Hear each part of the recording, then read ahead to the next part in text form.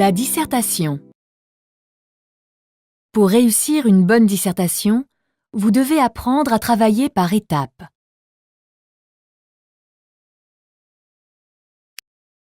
Vous devez commencer par analyser le sujet en soulignant les mots importants.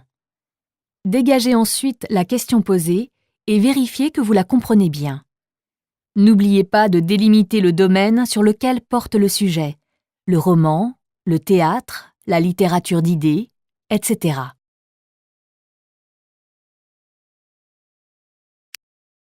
Pour bâtir les grandes lignes de votre plan, notez toutes les réponses importantes à la question posée par le sujet.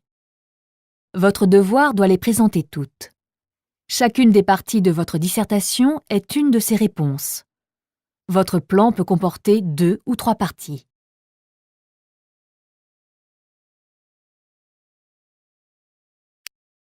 Selon la forme de la question, il existe 2 grands types de plans.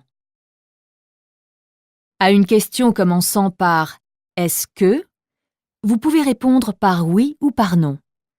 C'est ce qu'on appelle un plan dialectique. Dans une première partie, vous développez la réponse « oui ». Dans une seconde, vous montrez que la réponse « non » est également envisageable.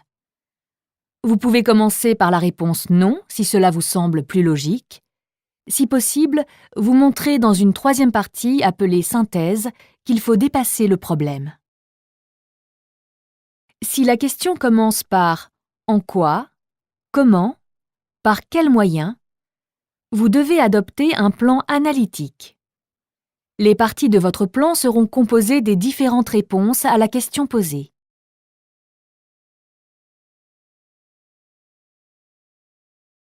Avant d'organiser vos arguments et de vous mettre à rédiger, vous devez noter vos idées au brouillon.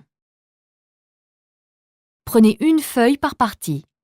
Disposez-les devant vous et notez sans souci d'ordre les exemples qui vous viennent à l'esprit. Tirez de ces exemples des arguments en réfléchissant aux raisons pour lesquelles vous les avez choisis.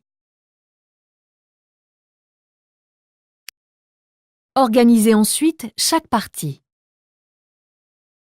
Chaque partie comprend 2 ou 3 sous-parties qui correspondent à 2 ou 3 arguments. Si votre plan est en 2 parties, prévoyez 3 sous-parties par axe. Chaque argument est illustré par un ou plusieurs exemples.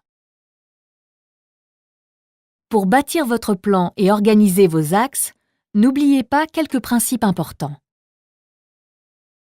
Pour tous les types de plans, vous devez commencer par la réponse ou l'argument qui vous semble le moins convaincant, pour finir par ce qui est essentiel. Dans le cas du plan dialectique, vous devez éviter de présenter les réponses 1 et 2 comme contradictoires. La synthèse ne doit ni répéter les 2 premières parties, ni trop s'écarter du sujet.